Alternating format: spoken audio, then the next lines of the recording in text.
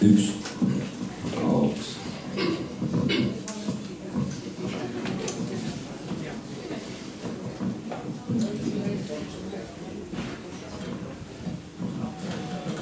Tere õhtust kõigile, kes te olete tulnud täna siia Mait Vaigu uue romaani Hamiltonide saaga esitlusele. Väga tore, et teid on nii palju ja ilmselt tuleb veel, siis proovige suhtuda hästi sõbralikult tulevatesse inimestesse ja võib-olla saame veel kuidagi mahutada paremini üksteist. Ma olen nüüd, Mait tahab ka tere öelda muidugi. tere õhtust, armsad sõbrad, daamid ja härrad ja aitäh kõigile tulemast. Mina olen siis selle raamatu autor Mait Vaik. Tema on Erki Juhandi, selle raamatu kujundaja ja siis modelleerib seda tänast õhtut ja Allan Vainola siis laulab meile mõned laulud. Ja annamegi kohe järje Allanile, ole hea. Siis jah, võid nende laulude kohta või sissejuhatuseks öelda, et need on siis valitud selle järgi, et need on kirjutatud siis siin samas kandis, siin väga lähedal linnulennult, just võib-olla 300 meetrit on ju. Vähem. Isegi vähem. Ja siis Maidu poolt siis enamuses on ju. Esimese loo pealkiri on Öine valgus.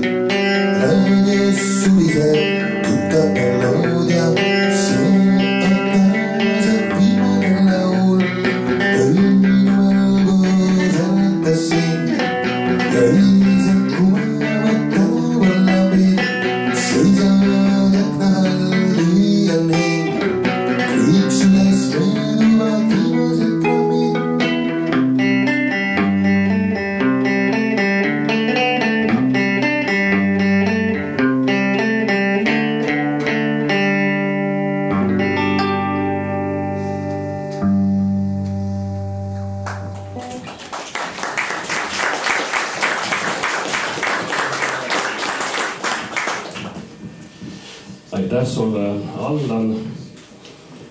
Aitäh veel kord kõigile, kes te olete täna tulnud siia.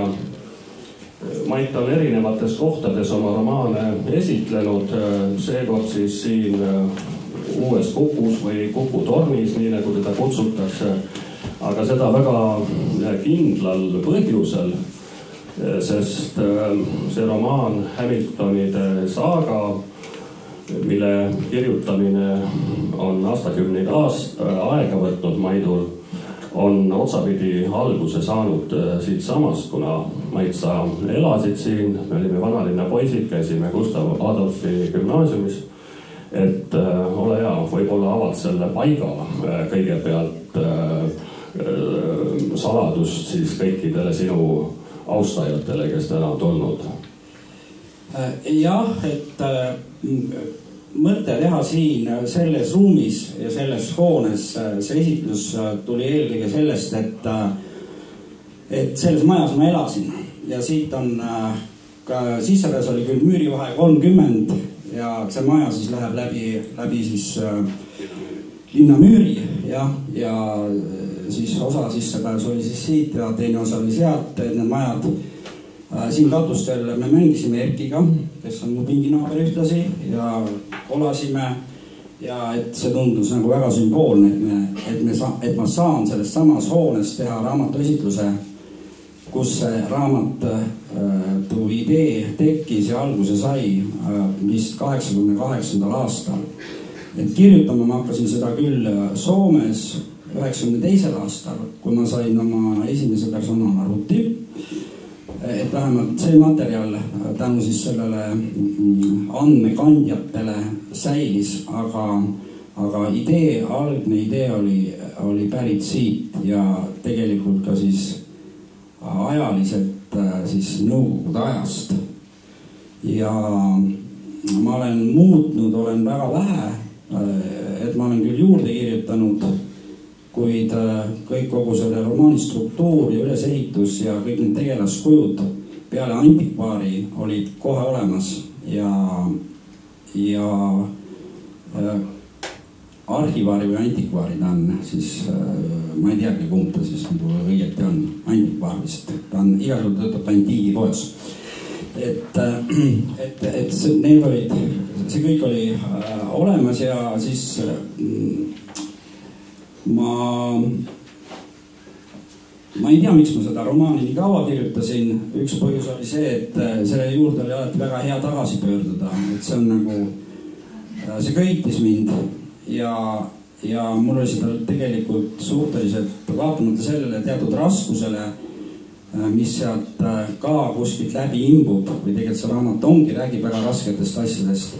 Oli teda nagu hoogni kerge kirjutada ja ka kuna ta on tegelikult siiski täis musta huumorit, siis oli ka lõbus, kui niimoodi tohib öelda.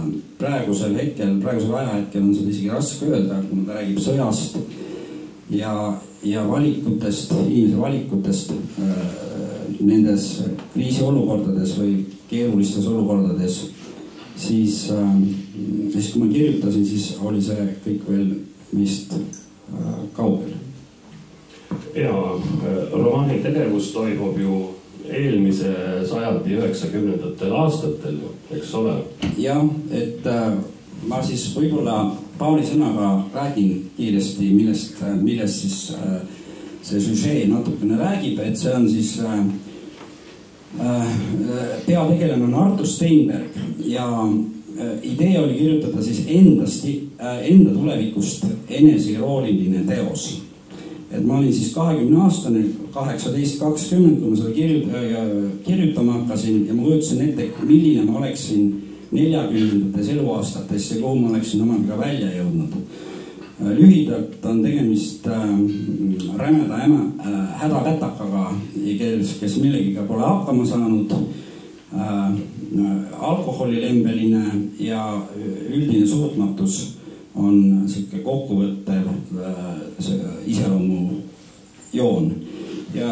Ja ma tõin selle siis 92 aastasse siis selle 40-aastase oma alter ego.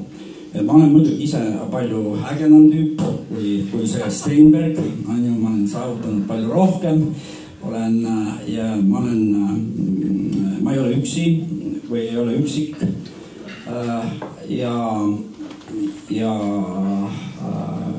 nagu erinevalt siis Steinbergist, kes on oma eluga 40. aastaks, tal ei ole lapsi, ta on üksi ja ja ta ei ole ka midagi saavutanud või millegi hakkama saanud peale selle, et ta on lihtsalt alkoholilembeline. Ja siis sellel nii elu muutval etapil, kui tal elab kuskil läbi tilkuvates üürikorterites, ta otsustab, et peaks ikkagi tööle minema. Ja kui ta siis läheb, tol ajal ei olnud internetti ja mobiiltelefone, et ta läheb siis raamatukokku ajalehtedest töökuulutusi otsima. Ja kui ta siis neid ajalehti sirvib, siis ta leiab korraga, et seal on kuulutus, ajalehekuulutus ühelt väga mõjuvõimsalt salapäraselt aadelkonnalt Hamiltonide dünastialt. Ja nüüd ma räägin siis natuke edasi, sest muidu sa räägid kõik kohe ära ja me ei saagi midagi sealt küsida.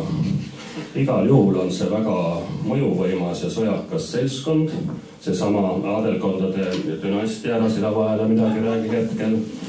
Ja see on sinivereliste suur seltskond eesotsas Rüütel Hamiltoniga ja kes just siis tänapäevases maailmas on teinud sellise võimsa enklaavi, harrastades keskaegselt elustiili, nii et omamoodi medevist, aga eelkõige on see Hamiltoni klooster või see salamaailm seotud ikkagi au ja väärikuse mõistega. Et see on see üks telgedest selles romaanis, lisaks siis Steinbergile, kes on siis, sa oled ka nimetanud seda oma alter egoks, kas see nüüd päris nii on, aga no ego niikul juhul, nii või teisiti, eks ole, sellest üle ega ümber. Igal juhul sa oled seda Arthur Steinbergi nimetanud hädapätakaks, mida sa juba ka mainisid. Ja romaanis on siis nõnda, et ta läheb vastu tahtmist ühe murrangulise konflikti keskele. Hakkab seda mingis mõttes ka lahendama või vähemalt üritab sellest aru saada, mis siis toimub nende erinevate osapoolte vahel. Ja igal juhul on hästi huvitav see, et selles konfliktis siis põrkuvad omavahel nii võim, kadedus, kõrkus, ahnus ja muidugi seal tuleb siis valida pooli. Nõnda, et seesama väike kild sellest süžeest ehk juhatab sind nüüd edasi rääkima. Jah, et ta leiab sealt siis selle töökuulutuse, kirjutab sinna ja ta osutub valituks. Et Hamiltonide dünastia ülimalt mõjuvõimas, kes keerutab siis kogu maailma musta raha või siis kutsub ta tööle filosoofiliseks kandidaadiks, kuna Steinberg on siis lõpetanud ühes Baaria ülikoolis õppinud 4 aastat filosoofiat ülikoolis, mis eitab religiooni, ütleme siukse nõukogude Murmanski, tõenäoliselt 56. aasta Murmanski siukses ülikoolis, kus põhimõtteliselt õpetatakse ainult marksismi. Aga nimetada õpetati ka Tartut. Okei, jah, aga Tartu on veel liiga hea, et seal ütleme Tartus siis. Ja siis, kuna tal on see filosoofiline haridus, siis ta läheb sinna Hamiltonide juurde, et saab korraga ülirikkaks, tema palganumber on ülimalt suur. Tavaliselt ostab oma trussikuid laste osakonnast, siis seal on need odavamad. Et algul soonivad puusad triibuliseks, aga kannatab ära, on ju. Ja siis ja nüüd korraga ta on ühe mõjuvõimsama maailmas on mõjuvõimsama inimese Sir Hamiltoni nii-öelda siis nõustaja, ütleme nii. Aga kuna see rüütelkond on tõepoolest, neil ei ole tulirelvi, neil ei ole, nad kasutavad küünla- ja tõrviku valgust ja elavad täiesti keskajas, siis nad satuvad konflikti kaasaegse maailmaga. Ja selle konflikti keskmesse, aga neil on samas maagilised võimed ja selle konflikti keskmesse siis Steinberg oma kõikide kahtluste ja otsustusvõimetuseta ka nii-öelda satub.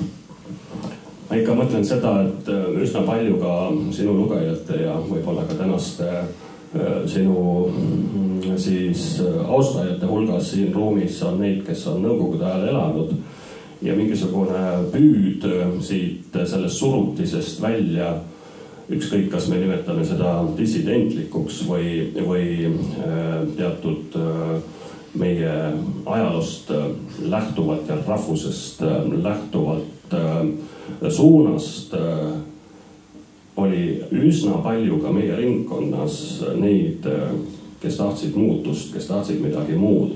See suunati tihti kirjandusse, kunsti, muusikasse, kuid sinu romaani narratiiv toob omakorda just välja selle teatud noore, võib nii öelda, olgu ta hädapärtakas või mitte, põgenemise kuhugi kaugemale, kuhugi mujale ja mitte sugugi tänapäeva mõistes siis liberaalsesse ühiskonda, vaid pigem ikkagi sinna kloostrisse, kus on omad kindlad reeglid. Nii et ühelt poolt siis põgenemine raudse eesriide tagant siis vabatahtlikult küll uude keskkonda, kuid siiski ajas tagasi liikudes, sest klooster ja vennaskond elas ju väga iidsete reeglite järgi. Sa ütlesid küll, et ei olnud elektrit ega midagi, elati tõrvikute valguses, kuid samas see võimalus neil oli.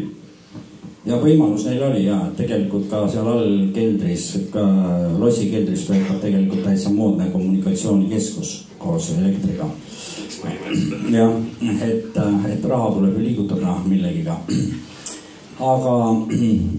Aga ma ütleksin jah, et Steinbergi põhiline probleem on see, et ta ei saa elus hakkama ja ühtepidi ta on edev ja kuna ta ei suuda ühesõnaga leida seda eneseväljendust, eneseteostust ja ka tunnustust, et tal puudub tunnustus, siis ta pigem võitleb kogu aeg sellega, et ühtpidi tahab põgeneda siit maailmast ja teistpidi tahab olla tähtis ja ütleme siis nagu Matrixi filmis, et important men tahab olla kõva mend ja nende kahe vahel ta siis kõigub ühesõnaga ja see põgenemine on jah peamine, et ja see Steinbergi või seal Hamiltonide juures, seal Hamiltonide maailmas siis esimesed kuud, kus ei ole mingit konflikti veel, siis ta leiab nagu selle maailma, et tal on raha, tal on võim, talt ei taheta eriti midagi ja ta on siiski väga mõjuvõimsa siis kliki kas nüüd lakei, aga igal juhul teenistuses, ütleme niimoodi. Et ta on väga mõjuvõimsa kliki teenistuses ja ta tunneb ennast väga hästi. Ta tunneb ennast tõepoolest koju jõudnud paradiisis. Aga sinna paradiisi, nagu ikka juhtub paradiisidega olema, ei olegi kõik nii paradiislik, kui sa seespoolt vaatad. On erinevaid muidki elemente ja nii juhtub ka selle romaani nii-öelda põhifaabulas, kus hakkavad tekkima väga erinevad pildkonnad ja erinevad mõtterühmad. Sul on üks või paar väga olulist tegelast seal, näiteks nagu maag, samas ka filosoof. Need peaksid olema justkui nagu vastandid, aga samas nad ei ole otseselt selle vastandid, aga nad viivad väga paljuski seda sinu teemat ja teema, mis on muide ei ole sugugi nii idülliline ja ilus, kui me praegu räägime, vaid ikka Mait Vaigulikult väga mahlakas keelepruugis viivad seda edasi. Et kuidas siis on selle filosoofiaga seal? No ütleme, Steinbergi filosoofilised teadmised on nullilähedased. ta ei tea mitte midagi sellest. Piiblite lugenda ei ole loomulikult. Budistliku maailma vaate on omandanud sellepärast, et kedagi see ei huvita, keegi ei kipu sinuga vaidlema, erinevad kristlastest, kes kogu aeg kraaklevad oma vahel ja kirjutavad teoloogilisi teoseid ja on terve hunnik igasuguseid usulisi liikumisi, budist, kõik on okei, sellega on korras. Ja siis põhimõtteliselt, mida sa küsisid täpselt? Ma küsisingi selle filosoofia ja selle maagi vahelist nagu mõtet või ideed, et need on ikkagi väga olulised süžeeliinid selle sinu teoses, Miklari saaga. No ütleme, maag tahab saada õndsaks. Ta tahab kõike muud, ta on kõike proovinud, ta tahab võimu, ta on kade, ta on tige, ta on kive vanamees, aga ta saab aru, et siin maailmas üldse, kui sa tahad meelerahu, siis sa ei saa seda läbi, no ma räägin juba see kõik ära, aga et sa saad ainult seda läbi võib-olla läbi armastuse. Ja see pahur vanamees siis otsib seda, ütleme siis püha kraali, et ta saab aru, et ta on ise inimesena võimetu ja inimene ongi tõenäoliselt võimetu, et ta tahab lihtsalt, et see talle nagu kingitus nagu lapsele antaks, kuna teenimatult ja ta teab seda, aga filosoof nii kõrgele ei lenda või siis Steinberg, nii kõrgele, tema tahab lihtsalt, et tal oleks mõnus olla ja rahulik ja et ta saaks, kuna ta on nii kehva elu elanud, et peab sealt lasteosakonnast trutsikuid ostma, siis talle meeldiks, et ta oleks niisama tore, et saaks niisama vedeleda ja unistada ja et oleks raha ja et oleks mõnus sõnaga. Aga kuna sa räägid sellest hädapätakast kuidagi hästi soojalt ja mõnusalt hetkel ja sellest just nimelt mõnusast ja soojast olemisest ja mis omakorda minu arvates tänapäeva mõistes siis või keeles viitab mingisuguse mullis elamisele, kus ei ole võib-olla nii palju tarkust, isegi kui see on, see jätakse enda teada. Teisalt on seal kindlasti laiskus, kuid eelkõige ka argus. Ja argust on seal väga palju ja laiskust ja mugavust on Steinbergis. Ja selles mõttes on ta tegelikult ka peegliks tänasele maailmale nii siis globaalses mõttes, kui me vaatame sõda Ukrainas ja mida siis maailm selle heaks ette võtab või mida ta teeb, et siis suurt mitte midagi tegelikult, et kõik elavad oma toredat mõnusat elu edasi ja osad on hirmul, osad on lihtsalt mugavusest ja osad on mugavus on ikkagi see, mis laseb meid olla sellisena, nagu me oleme ja see tekitab küsimuse, et ega Steinberg selles mõttes väga ei erine, ta näeb, et asjad lähevad aina halvemaks, rüütelkond satub tohutu põlu alla, lõpuks on inimkonna vaenlane number 1, aga ta ometigi ei taha sealt lahkuda ega põgeneda ega minema minna ja siis oma mugavustsoonist kuidagi välja tulla, et see mull on tema jaoks nagu väga meeldib, mida pakub see materiaalne heaolu ja üldse heaolu ühiskond siis võib-olla, jah. Et ühelt poolt ta on siis nagu suures mugavustsoonis, vaidleb seal ka vaimulikega, sest ta ei jaga teoloogiast midagi, ei peagi jagama, kes võiks peakski. Aga teiselt poolt, kui mõelda siis selle piibelliku tõe peale, kus ei räägita nii väga laiskusest ega mugavusest, küll aga julgusest ja teotahtest ja tuuakse seda vaata punase joonena läbi Vana ja Uue Testamendi meile esile, õpetatakse ja juhatatakse läbi selle olla julge. Kuna sa tõid juba nagu oma romaani süžeest väljapoole oma vastuse, siis ongi nagu paslik küsida, et kui palju siis seda julgust sa näed praeguses ühiskonnas või ongi siis mullistumine või mugavus ja argus see, mis meid veel kuidagi pidi seob ja ma ei tea, kas kannab või vähemalt on mingisugused traagelniidid, mille kaudu see ühiskond siis ikkagi veel püsib.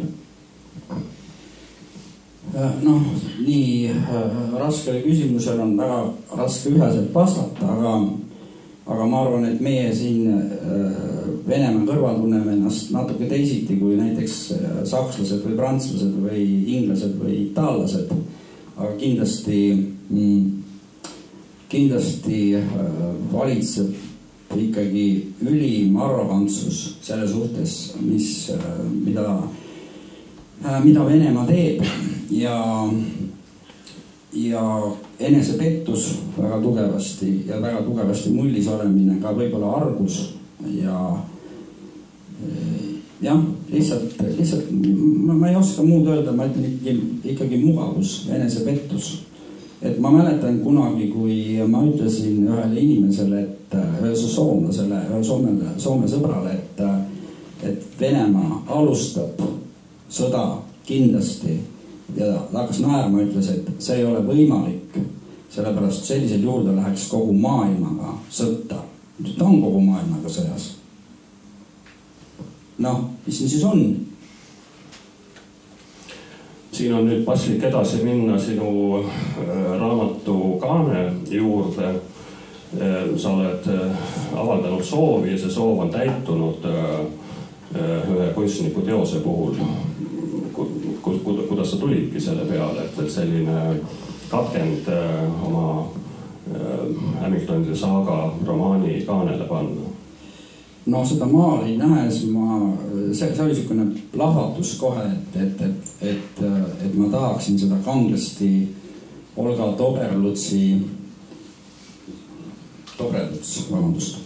Dobrelutsi maali Harmaga toon, et ma tahaksin seda maali enda raamatu kaanele, et ta sobis niivõrd, ma ei oska seda öelda, ma tundsin selle ära lihtsalt, ütleme niimoodi, et see oleks super, kui see osutuks võimalikuks ja siis tänu Erkile ja Janisele sai siis see võimalikuks, et Erki oli siis selle näituse kuraator, kus see maal oli, see on 3x7 meetrit, kui ma ei eksi, see originaal ja siis tänu neile siis ma sain nii palju kunstnikuga kontakti, et ta lubas seda oma maalifragmenti kasutada selle raamatu kaanel. Ja Erki räägib ehk natukene sellest maalist pikemalt, paari sõnaga. See on juba ainuüksi maali pealkiri. Harmageddon viitab siis Uue Testamendi Johannese ilmutusraamatule, eelkõige siis ühele konkreetsele paigale, kus väidetavalt saab toimuma siis viimse aegade lõpulahing ja see on konkreetne geograafiline paik. Ja kunstnik Olga Dobreluts maalis selle siis eestlastele Eesti jaoks, oma kodumaa jaoks, oma sünnimaa jaoks, oma vanavanemate sünnimaa jaoks ja teda esitleti siis esmakordselt või ainult üks kord ongi teda maailmas näidatud siis sellel kevadel ERMis toimuval Olga Dobrelutsu isikunäitusel. See on polüptühh, ta on monokroonne teos ja ta lähtub, kes soovib, saab siit vaadata kogu maali, sellepärast et Maidu raamatu peal on ainult üks väike katkend, see on 10-osaline suur teos, mis ühelt poolt lähtub siis Pablo Picasso 1925. aastal loodud maalist Guernica, mis on täiesti siis ka sõjavastane ja teiselt poolt on siis seal ka Henrik Koltsuse madalmaade graafiku ja motiivid ja seda siis seob omakorda siis Olga Dobrelutsu sõjavastane manifestatsioon. Nii et see on niisugune kontamineeritud, läbipõimunud teos ja mul oli väga huvitav või rõõm kuulda, et Mait soovis vähemalt osaliseltki siis seda maali või katkendit sellest maalist näha oma uue raamatu või romaani Hamiltonide saaga kaanel. Aga kuna me lubasime siiski rääkida romaanist ja proovime sellest lubadusest kinni hoida, mitte nii, kuigi poliitika, sõda ja rahu meid nii või teisiti puudutavad, siis et natukene maha võtta, siis ma palun sind, Allan, ole nii hea.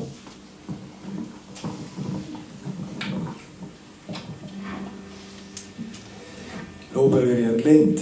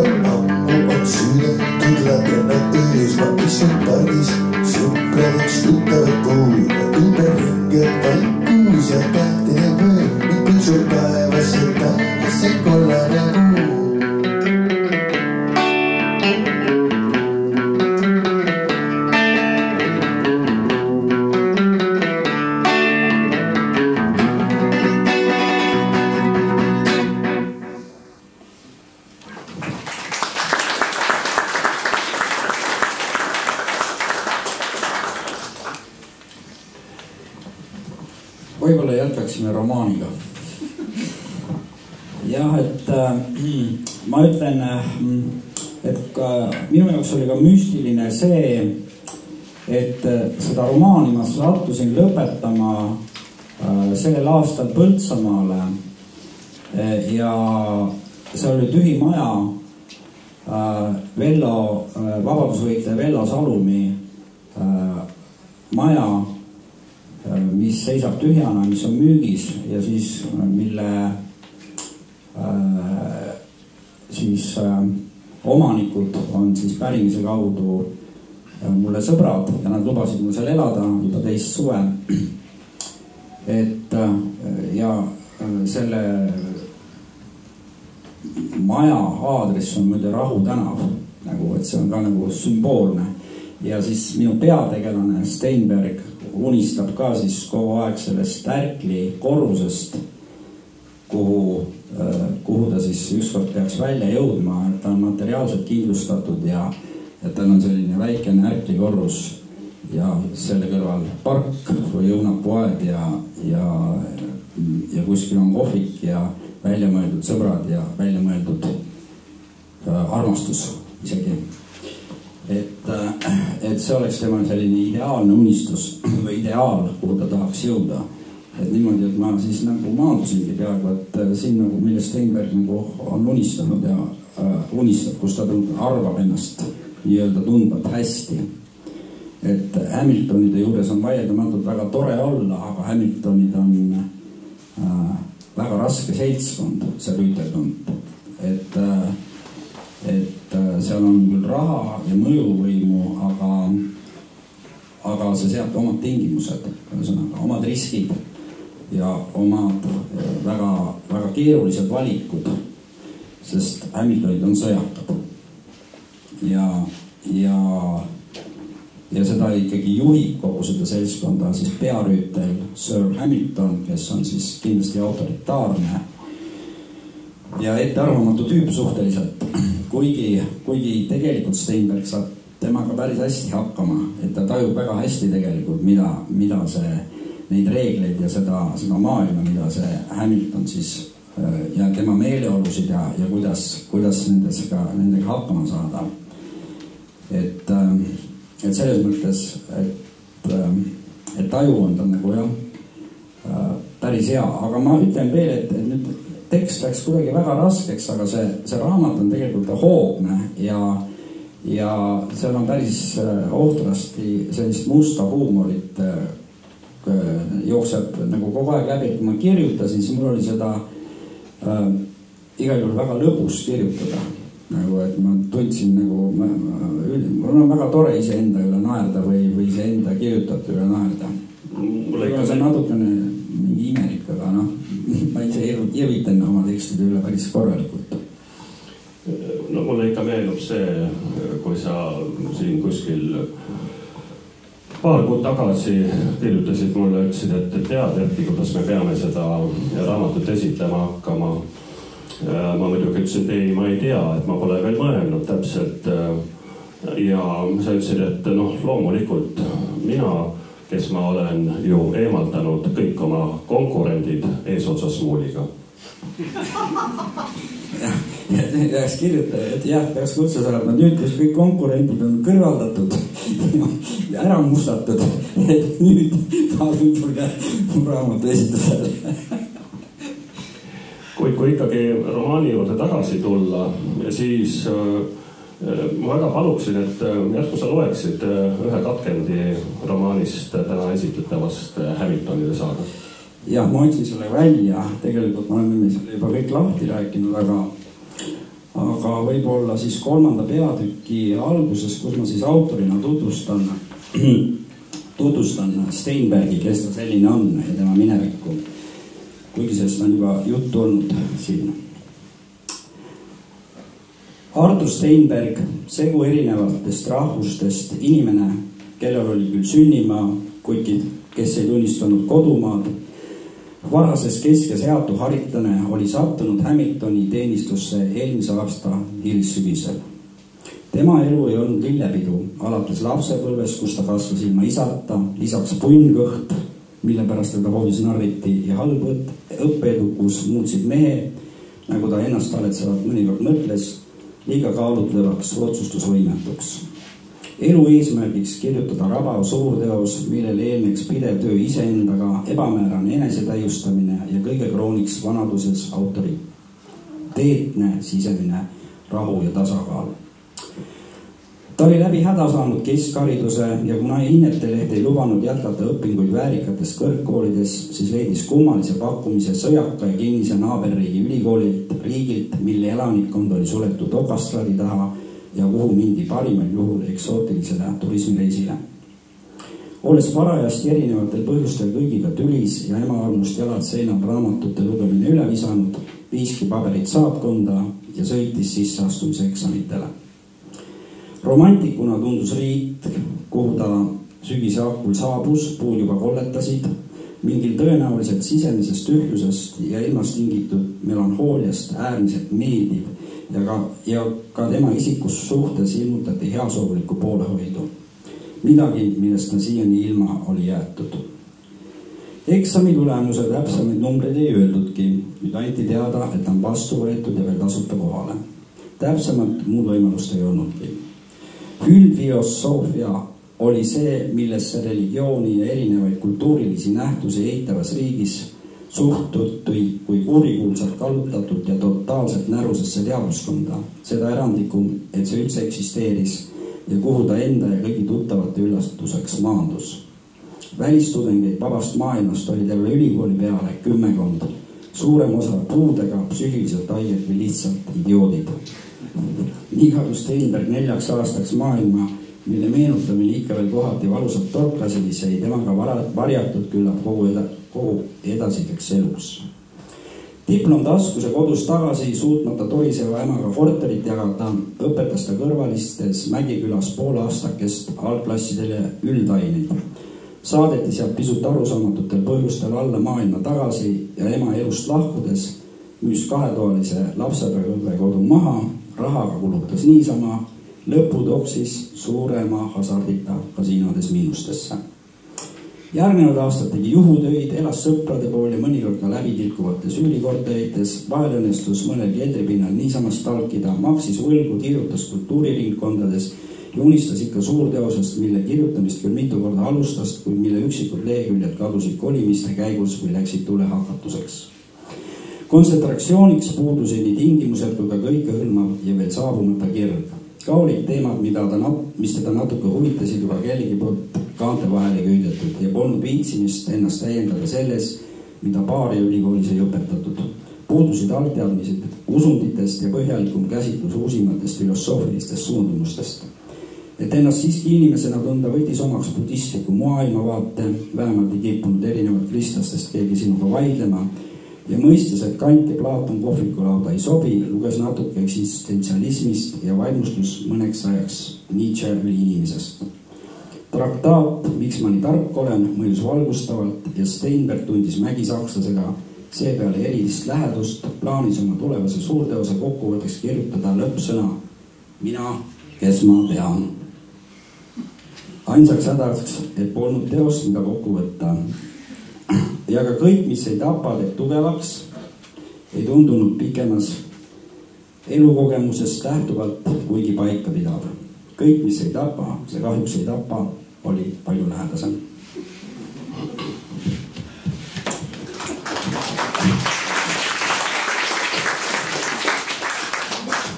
Aitäh sulle selle lõigu eest, mis väga hästi muuseas seda lennukat ja üsna kaasaarvat romaani ilmestab läbi kõikide lehekülgede. Eks seal on muidugi ka kaamust ja igapäevaelu. Kõik ei ole nii huvitav võib-olla peategelase silmis, kuid kirjaniku poolt lugejale esitatuna ta kindlasti põnev ja kaasaarav ja huvitav. Minu huvi muidugi lähtub veel ühest asjast, et mitte kogu romaani siiski siin ära jutustada ja seletada, siis sellest, et ma mäletan küll, et sa said 92. aastal möödunud sajandil esimese arvuti, siis ei olnud veel minu teada isegi vist veel internetti, see kohe tuli. Kui oli, siis vähemalt e-maili aadressi meil küll veel ei olnud ja muidugi me teame, et Bulgakov on öelnud, et käsikiri ei põle ja sinu käsikiri ka pole põlenud. Aga kui nüüd mõelda seda, et üle 30 aasta oled seda romaani kirjutanud ja väljaandmiseni tänase päevani on vist enamgi aega, et kuidas see üldse säilis? Ma mäletan, lapsepõlves sa kirjutasid käsitsi, hiljem tippisid kirjutusmasinal, mis ei olnud elektriline.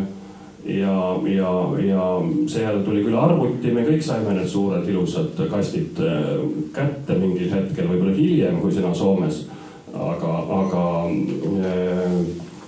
mis sa selle flopiga peale hakkad?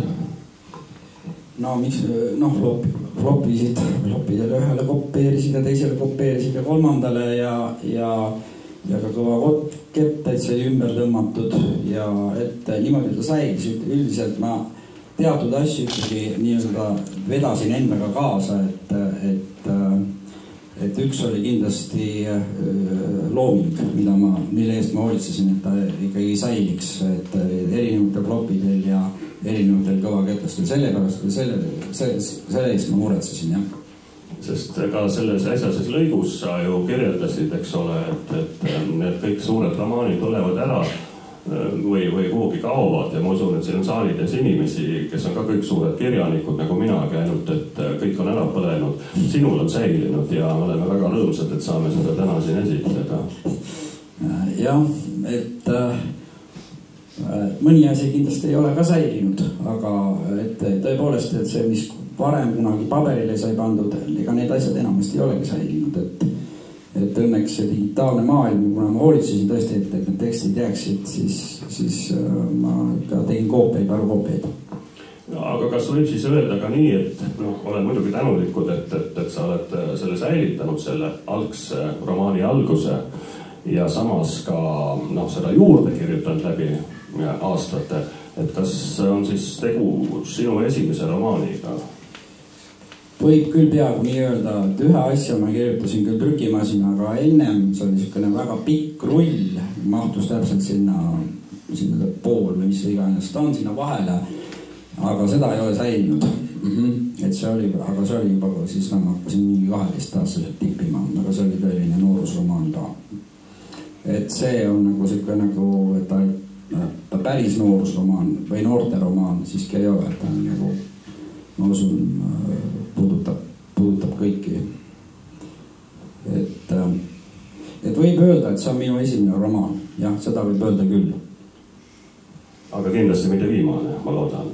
Ja kindlasti mõnedki tahaksid teada minuga eesotsas, et kas on, kuna sa kirjutasid hiljuti selle sama romaani Hamiltonide saaga tutvustus ühes intervjuus või vestlesid kellegiga, et sulle alati meeldis selle kirjutamise juurde tagasi tulla, et see täitis sul tihti ka neid hetki, mis olid tühjad või kus sa ei tahtnudki muud teha, kui ainult kirjutada uuesti edasi Hamiltonide saagat. Kas sellele võib ka siis järgi oodata? Mina, kes ma lõpetasin täna päeval selle romaani viimase lehekülge, mulle isegi lugejana jääb mulje, et see võib jätkuda ja tundub, et kirjanik sinu näol sooviks ka seda. Sellele ma ei oska vastata, ma olen mõelnud, et enamasti need järjed rikuvad alati selle esimese osa ära, et vähe on neid järgi, mis on head või sama head või paremad.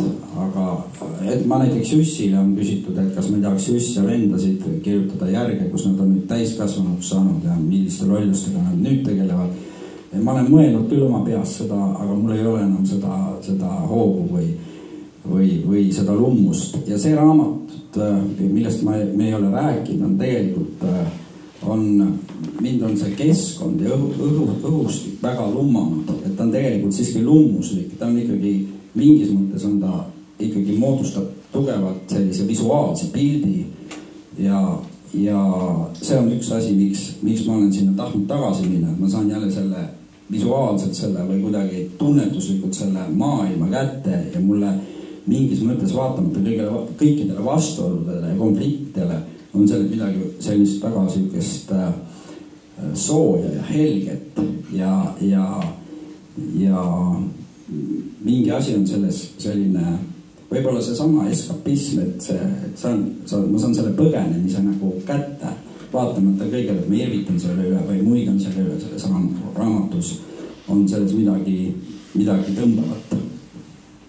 Isegi jättes välja kõik selle süžee ja kõik, vaid et see pilt ise on nagu mingisugune omaette, võib-olla selline, ma ei oska öelda, mingi omaette maailm, omaette ruum. Aga midagi ikkagi laual on, ka ilma selleta, kui tuleks Hamiltonide järg? Jaa, ikka, jah. Uued asjad on juba tegemisel, jah. Tahad sa midagi lisada, midagi, mis sul südame peale on jäänud ja millest pole täna juttu olnud seoses romaaniga? Minu meelest me oleme siin juba kõik ära rääkinud. Et kui kellelgi on küsimusi, siis oleks vist praegu õige aeg anda Allanile võimalus veel üks lugu. Jah, ja pärast seda. Selle ajal saab siis küsimusi mõelda. Jah. Loo pealkiri siis on 1905. Ja siis selle kohta võib öelda, et see siis on kirjutatud ka ilmselt siin lähedal ja salvestatud ka siin väga lähedal. Ja siis see kuju, ma ei tea, kas seda enam ongi seal alles, aga see jääb siis siia vahele, on ju. Ja nurga taha on viidud, aga ta paistis täpselt minu suure toa aknasse, nii-öelda täpselt otse.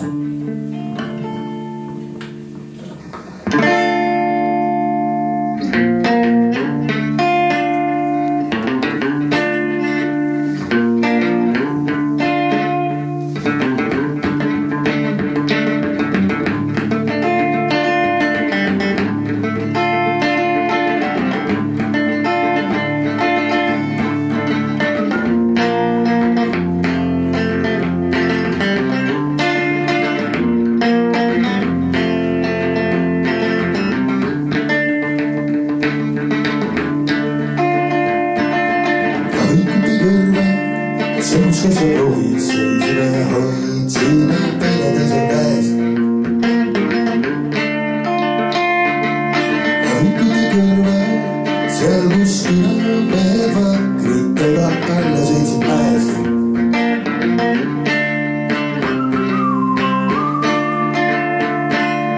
Meie ei seisnud jõnnipude all, ehitame me kuulid, punaseks värvis linede koodil, verist tuli suuri.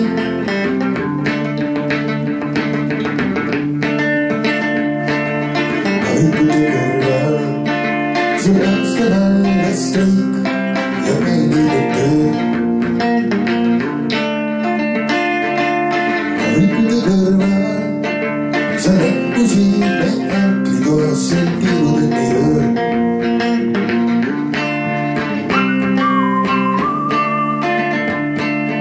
Meie ei seisnud jõnnipude all, ehitame me kuulid, punaseks värvis linede koodil, verist tuli suuri.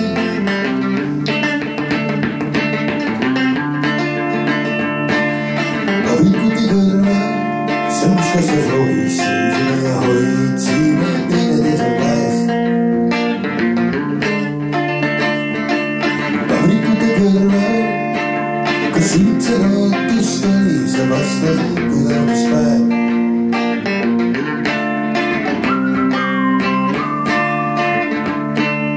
Meie ei seisnud jõnnipude all, ehitame nüüd kuulid, punaseks värvis